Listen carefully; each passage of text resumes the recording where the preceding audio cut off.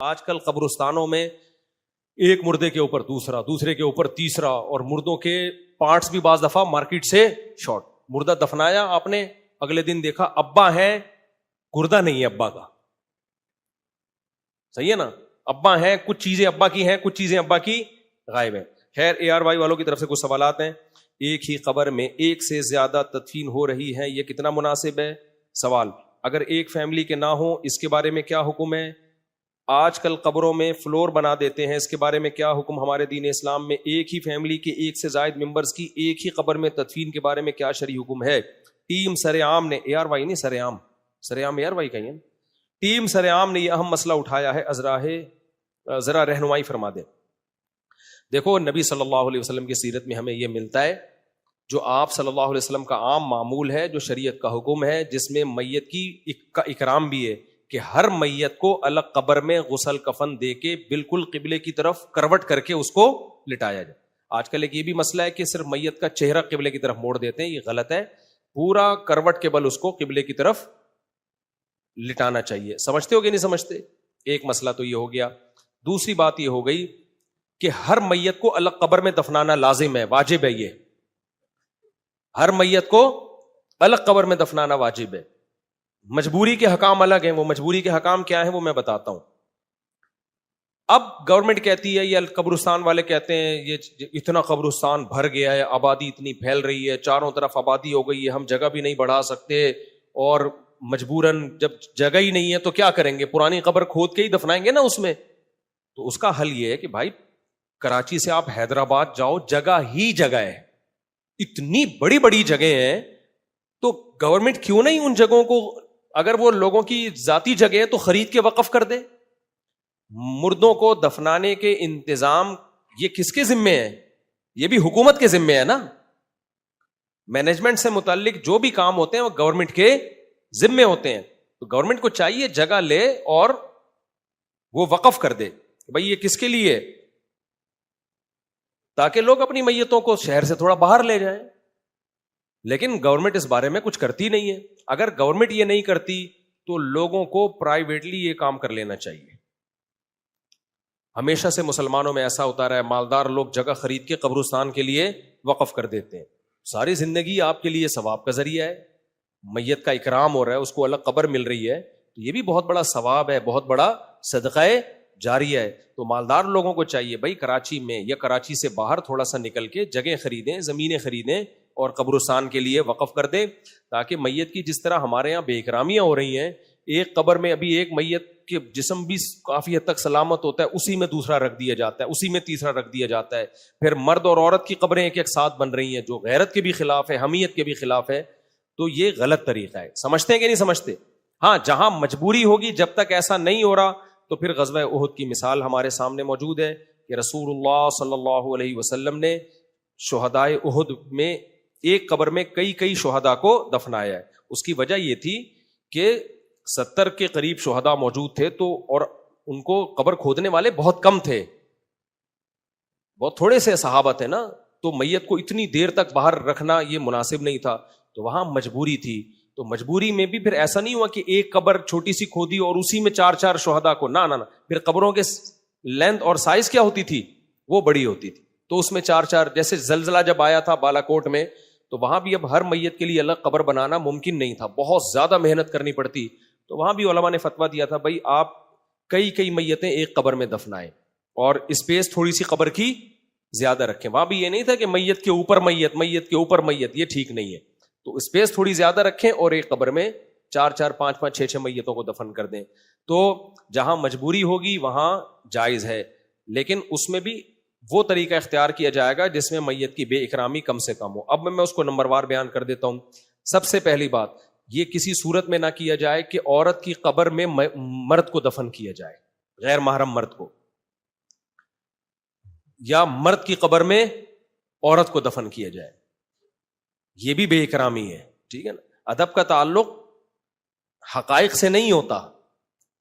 لوگ کہتے ہیں بھائی مر کے مٹی ہو کے انہوں نے ختم ہی ہو جانا ہے، لیکن کوئی بھی عزت دار عورت یہ مرنے کے بعد بھی یہ گوارا نہیں کرے گی کہ میری قبر میں کسی غیر محرم مرد کو دفن کیا جائے. تو حتی الامکان اس کی کوشش کی جائے کہ مرد کی قبر میں غیر محرم عورت نہ ہو اور غیر محرم عورت کی قبر میں غیر محرم مرد نہ ہو، یعنی مردوں کو مردوں کے ساتھ اور عورتوں کو عورتوں کے ساتھ دفن. یہ مجبوری میں بتا رہا ہوں، نارملی تو وہ طریقہ ہے جو میں نے بھی آپ کو بتایا، گورنمنٹ زمینیں لے یا لوگ پرسنلی اپنے طور پر زمین خرید کے قبرستان کے لیے وقف کریں. دوسرا کام کہ اگر شدید مجبوری ہو تو پھر وہ طریقہ اختیار کیا جائے جو سعودی عرب میں ہے.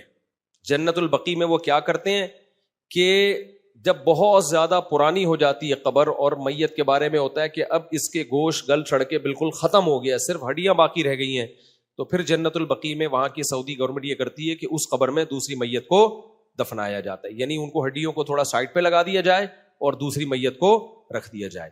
ابھی ایک میت پورے طور پر ختم، باڈی اس کی ختم نہیں ہوئی ہے اور اسی میں دوسری میت کو ڈال دینا، یہ ٹھیک عمل بولو بھائی نہیں، یہ ٹھیک عمل نہیں ہے.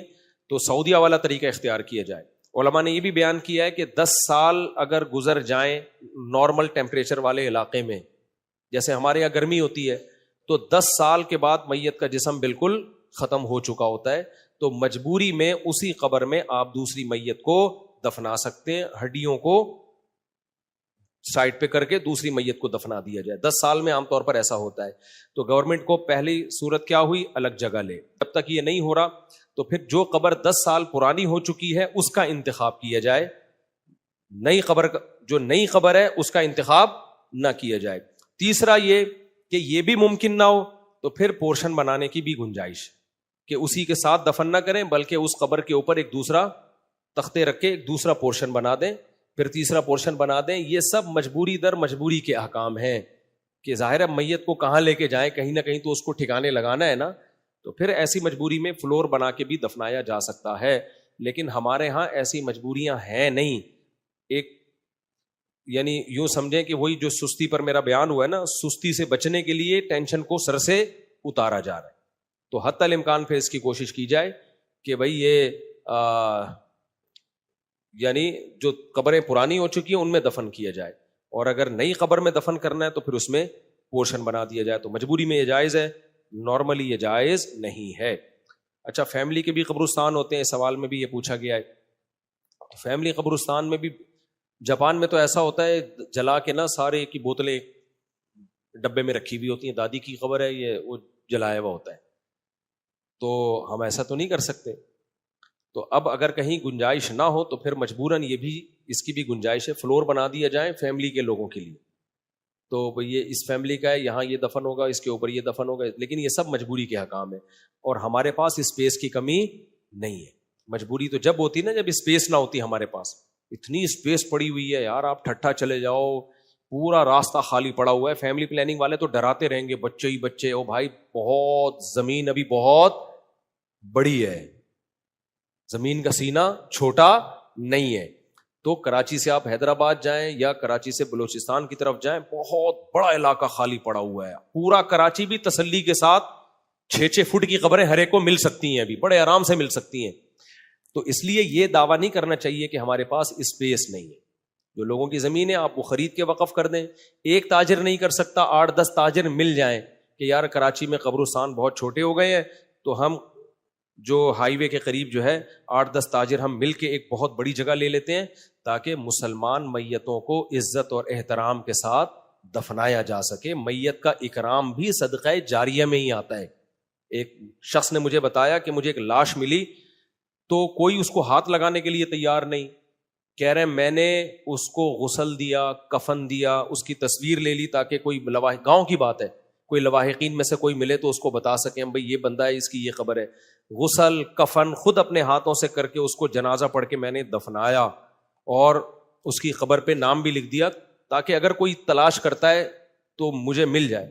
کہہ رہے خدا کی قسم مجھے اتنا سکون ملا، مجھے ایسے لگ رہا تھا زندگی میں اس سے بڑی نیکی میں نے کبھی بھی نہیں کی. میت کی خدمت ہے کیا؟ انسانیت کی آخری خدمت تو یہی ہے نا کہ اس کو تمیز سے غسل کفن جنازے کے ساتھ دفنا دو. یہی ہے نا. تبھی تو میں کہتا ہوں اپنے باپ کو اپنے ہاتھوں سے غسل دیا کرو. تم نے باپ کی زندگی میں خدمت کی ہو یا نہ کی ہو، آخری خدمت کا موقع ملا ہے. اس میں بھی لوگ عیدی سینٹر بھیج دیتے ہیں. تو یہ آخری خدمت تو اپنے ہاتھوں سے کر لو. ابا کو غسل دے دو، کفن دے دو. اپنی ماں کو اپنے ہاتھوں سے، بیٹیوں کو چاہیے غسل کفن دیں. تو یہ بھی خدمت نہیں ہو رہی آج کل کی نئی نسل سے، کہہ رہے ہیں عیدی سینٹر بھیج دو، وہاں جا کے خود ہی غسل کفن کر دیں گے. تو انسانیت کی خدمت میں سب سے آخری خدمت کا جو اللہ موقع دیتا ہے وہ یہی موقع دیتا ہے کہ بھائی یہ جنازہ، یہ میت ہے، اس کو غسل دو، کفن دو، عزت کے ساتھ، احترام کے ساتھ اس کو قبلہ رخ کر کے لٹا دو اور اللہ کی امانت اللہ کے حوالے کر دو. تو اس لیے مسلمان تاجروں کو اس میں بڑھ چڑھ کے حصہ لینا چاہیے. بھائی چند تاجر مل کے کہیں کہ یار ہم یہ کتنی بے کرامی ہو رہی ہے، بنارس کا قبرستان دیکھو، ایک میت کے اوپر دوسری میت، پھر اگلے دن قبر ہی نہیں مل رہی ہوتی، اس میں کتے بھی سرنگیں بنا کے جا رہے ہیں اور کیا کچھ ہو رہا ہے بے کرامی. تو ہم میں سے ہر شخص چاہتا ہے کہ ہمیں عزت کے ساتھ دفن کیے جائے. تو جو اہل اسلام دنیا سے جا رہے ہیں ان کے لیے ایسا انتظام کرنا چاہیے. یورپ امریکہ میں تو میں نے دیکھا ہے لوگ بہت مہنگی مہنگی زمینیں خرید کے وقف کر رہے ہیں، تو ہمارے یہاں بھی ہونا چاہیے. اللہ تعالیٰ عمل کی توفیق دے.